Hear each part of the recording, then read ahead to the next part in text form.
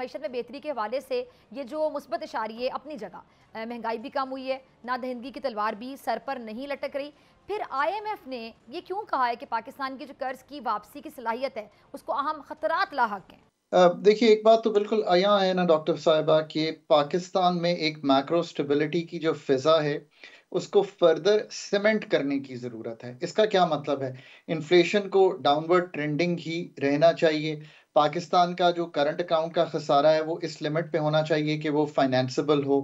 और पाकिस्तान की जो ज़र मुबादला के ज़खायर हैं वो आज भी 2 सवा 2 महीने की इम्पोर्ट्स कवर दे रहे हैं। इसको हमें 3 साढ़े 3 महीने पर लेकर जाना है।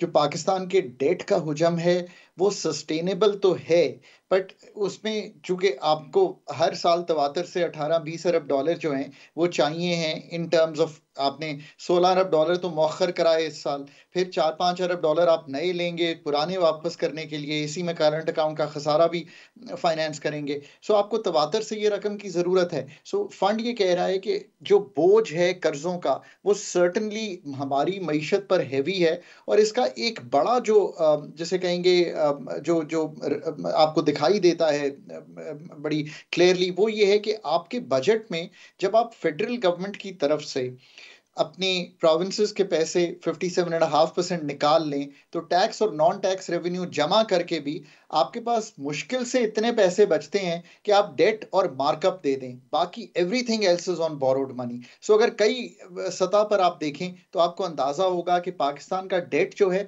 उसकी सस्टेनेबिलिटी को बनाने के लिए आपको बहुत से एडजस्टमेंट्स की ज़रूरत है।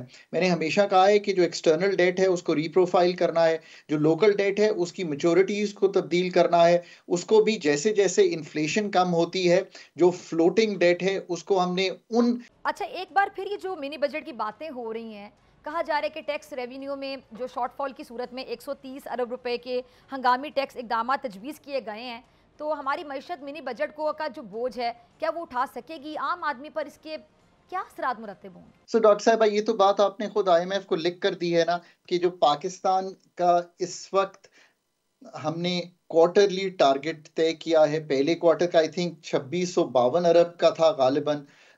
अगर वो पूरा नहीं होता और 1% से मिस होता है तो पाकिस्तान कई जगहों पर नए टैक्सेस का इजरा पॉलिसी फ्रेमवर्क्स के थ्रू करेगा। इसलिए कि पाकिस्तान को जो क्वार्टरली इंडिकेटिव टारगेट हैं, ये अगर आप MEFP जाकर पढ़ेंगे तो आपको दिखाई देगा कि ये इंडिकेटिव टारगेट हैं क्वार्टर के जो तय हुए हैं। सो ये पूरा करने के लिए आपको जो गैप रह जाएगा उसके लिए नई जो टैक्सेशन है वो एडिशनल करनी पड़ेगी। मेरा ख्याल है ये अच्छी सूरत हाल नहीं है। IMF को भी अब सोचना चाहिए कि इस वक्त जो मैंने पहले बातें की हैं कि यानी कि ब्रॉडनिंग, इन्फोर्समेंट, एडमिनिस्ट्रेशन, डिजिटलाइजेशन, उससे जितना टैक्स कलेक्ट हो दैट इज फेयर डील। पर नए टैक्स पॉलिसी मेजर्स लेना इस वक्त एक इकोनॉमी को जो कि थोड़ा सा मैक्रो स्टेबिलिटी के बाद ग्रोथ की तरफ जानी चाहिए, अच्छा नहीं होगा।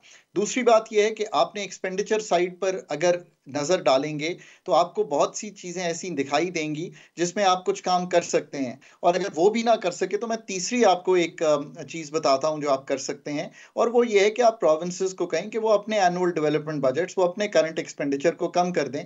तो अगर कहीं 200-400 अरब कम होते हैं तो कुछ PSDP, कुछ प्रोविंसेस के पैसे डालकर, there are 5 governments in Pakistan, there are 5 independent fiscal policies that come into Pakistan. Subscribe करें और बेल दबाएं ताकि कोई खबर रह न जाए।